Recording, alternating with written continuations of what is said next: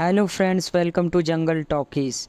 आज की जो कहानी है उसका शीर्षक है सोने की ओखली। और इस कहानी में हम देखेंगे कि कैसे राजा ने एक किसान की बेटी की बुद्धिमानी का लोहा माना। तो चलिए शुरू करते हैं। एक गरीब किसान अपनी बेटी के साथ झोपड़ी में रहता था।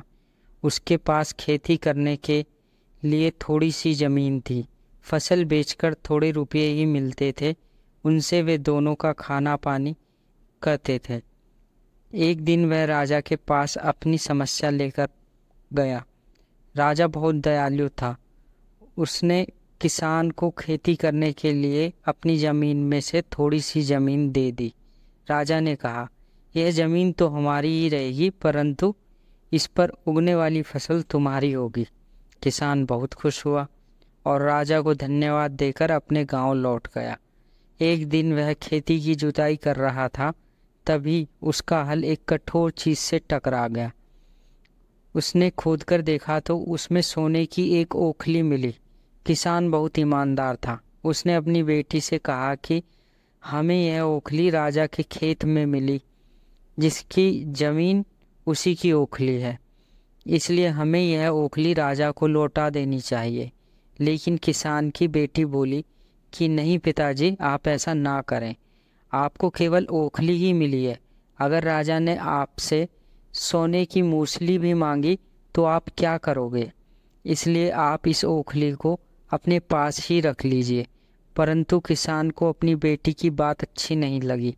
वह राजा के पास ओखली लेकर जा पहुंचा। दरबार में वैसा ही हुआ जैसा कि उसकी बेटी ने कहा था। राजा ने सोचा कि किसान ने लालच में आकर मूसल अपने पास रख ली है। बेचारा किसान राजा को सोने की मूसल कहाँ से लाकर देता। नतीजा यह हुआ कि किसान को जेल में डाल दिया गया। भोले किसान को ऐसी गलती की सज़ा मिली जो उसने की ही नहीं थी। लेटे लेटे वह दिन रात रोता रहता था और यही कहता रहता था कि काश मैंने अपनी बेटी की बात मान ली होती। एक दिन राजा ने उसे यह कहते हुए सुन लिया। फिर उन्होंने किसान से पूछा कि आखिर वह ऐसा क्यों कह रहा है।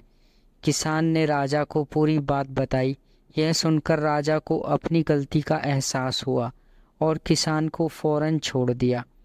उसकी बेटी को राजा ने अपने दरबार में बुलाया। उससे बातें करने के बाद राजा को पता चल गया कि वह बहुत ही बुद्धिमान है। राजा ने उसको राज्य के खजाने का मंत्री बना दिया। उन्हें रहने के लिए घर और सारी सुख सुविधाएं भी दी। इसके बाद से किसान और उसकी बेटी हमेशा सुखी से रहे। अंत में जीत सच्चाई की ही हुई। अगर आपको ये कहानी पसंद आई हो तो please subscribe, like, comment and share with your friends. Thank you.